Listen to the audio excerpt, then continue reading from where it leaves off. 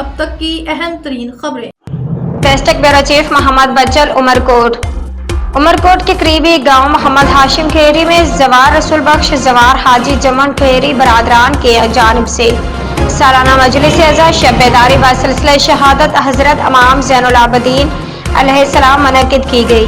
اس موقع پر مجلس اعزاز سے علامہ عاشق حسین نجفی اور علامہ ارشاد علی عرفانی نے خطاب کیا،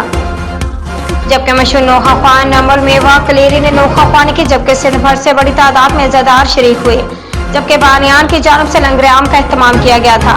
اس کے علاوہ جمعرات کو کنڈری شہر میں شہنواز کھیری برادران کی جانب سے